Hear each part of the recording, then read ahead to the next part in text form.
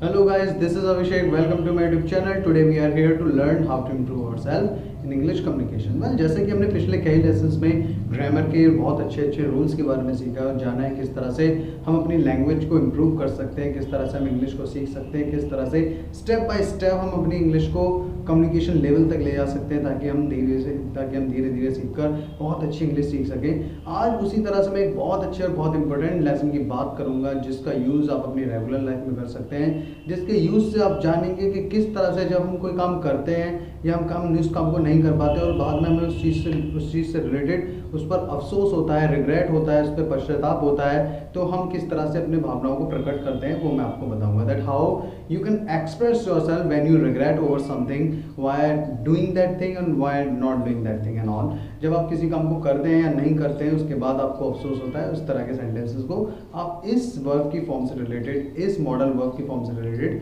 आप सेंटेंसेस बना सकते हैं। तो आज के लेसन को स्टार्ट करते हैं, चलिए। जैसा कि मैंने आपको बताया कि पास्ट से रिलेटेड किसी काम को करने पर या ना करने पर जब हमें अफसोस होता है या हम उसके बारे में सोचते हैं तो इस तरह के सेंटेंसेस हमें किस मॉडल वर्ब की तरह से, किस मॉडल वर्ब की फॉर्म से हमें बनाने होंगे वो मैं आज के लेसन में आपको बताऊंगा। जब हमें किसी बात पर अफसोस होता है तो जनरली हम बहुत ज़्यादा दुखी होकर ही बोलते हैं मुझे काम करना चाहिए था, मुझे वहाँ जाना चाहिए था, मुझे इस किताब को पढ़ना चाहिए था, मुझे इस लेसन को सॉल्व करना चाहिए था, मुझे अभिषेक सर की क्लास ज्वाइन करनी चाहिए थी। तो इस तरह के लेसन्स को, इस तरह के सेंटेंसेस को हम चाहिए था पर ख़त्म करते हैं। तो जब हमें अफसोस होता है किसी काम को करने पर या ना करने पर भी, जाए मुझे ये काम नहीं करना चाहिए था, मुझे वहाँ नहीं जाना चाहिए था, मुझे उससे नहीं मिलना चाहिए था, तो इस तरह के सेंटेंसेस को हम किस तरह से सॉल्व करेंगे वो मैं आपको बताऊंगा। आज की हेल्पिंग वर्ब जो है बहुत सिंपल हेल्पिंग वर्ब है। पिछले लेसन में हमने पढ़ा था कुड हैव, आज के लेसन में हम पढ़ेंगे should have.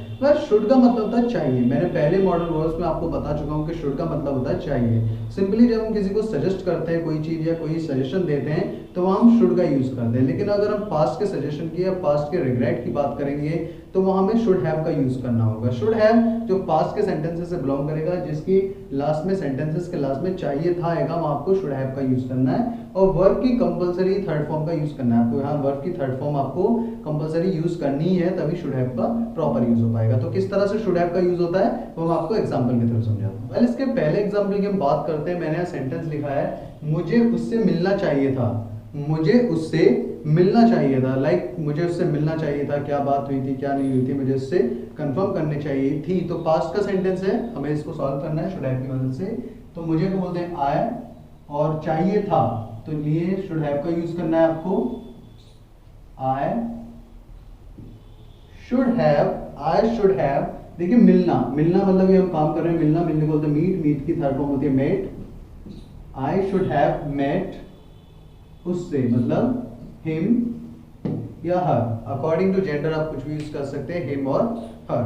Next sentence use होता है, नेक्स्ट सेंटेंस की तरफ बढ़ते हैं। नेक्स्ट सेंटेंस हमारा हमें वहां नहीं जाना चाहिए था, हमें वहां नहीं जाना चाहिए था। मान लीजिए आप कहीं गए, वहां जाकर कोई किसी तरह की प्रॉब्लम हुई या किसी को आपसे प्रॉब्लम हुई, तो आप बाद में आकर उस पर अफसोस कर रहे हैं और बोलते हैं अपने ग्रुप में या जिसके भी साथ आप गए थे मुझे वहां नहीं जाना चाहिए था। तो सेंटेंस हमारा हमें वहां नहीं जाना चाहिए था। तो हमें के लिए हम यूज करते हैं वर्ड वी। अब देखिए नेगेटिव सेंटेंस है तो इसे आप शुडंट हैव या शुड नॉट हैव भी बोल सकते हो। वी शुडंट हैव, गो की थर्ड फॉर्म यूज होगी यहाँ पे gone. We shouldn't have gone वहां, देयर।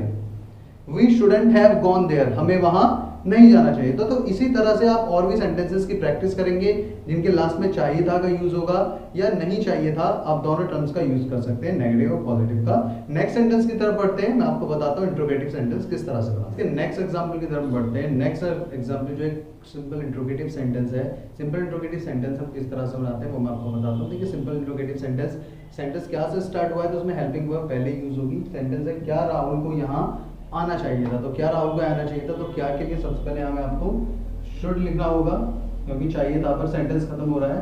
शुड राहुल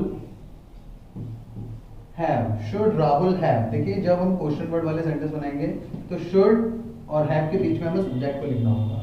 तो शुड राहुल हैव, जैसे शुड और हैव के बीच में हमने नॉट को लिखा है। शुड राहुल हैव कम की थर्ड फॉर्म कम होती है। Should Rahul have come here. Should Rahul have come here, क्या राहुल को यहाँ आना चाहिए था? Should Rahul have come here. तो इसके लास्ट एग्जाम की तरफ बढ़ते हैं, जो एक इंट्रोगेटिव क्वेश्चन वर्ड एग्जाम्पल है, जिसमें हिंदी में सेंटेंस में क्वेश्चन वर्ड बीच में आता है। तो क्वेश्चन वर्ड हमें इसमें ढूंढना होगा, उसे खाना कब खाना चाहिए था, उसे खाना कब खाना चाहिए था। जैसे मान लीजिए बहुत सारे लोग सजेस्ट करते हैं कि खाना किस किस टाइम खाना चाहिए, या फिर डॉक्टर्स भी सजेस्ट करते हैं कभी कभी, या अगर आप जिम जाते हैं तो जिमर्स या आपके ट्रेनर्स जो हैं वो आपको सजेस्ट करते हैं कि आपको किस किस टाइम क्या क्या और कब खाना चाहिए। तो उस कंडीशन में हम इस तरह के सेंटेंस बोलते हैं, उसे खाना कब खाना चाहिए था। तो देखिए इसमें इंट्रोगेटिव क्वेश्चन वर्ड है कब, कब को बोलते हैं हम इंग्लिश में व्हेन। अब इसके बाद इसमें हेल्पिंग वर्ब का यूज होगा शुड, उसे के लिए ही थर्ड पर्सन है, when should he have, when should he have, eat की थर्ड फॉर्म लाएंगे ईटन, या टेकन का भी यूज कर सकते हो। When should he have eaten या टेकन फूड,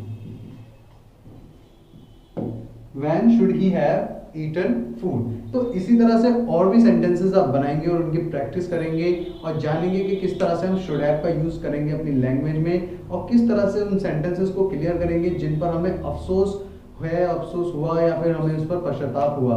तो पास्ट में की गई घटनाएं, पास्ट में किए गए सेंटेंसेस, पास्ट में किए गए कोई भी काम पर अगर हमें अफसोस होता है तो उसको हम किस तरह से रिप्रेजेंट करेंगे।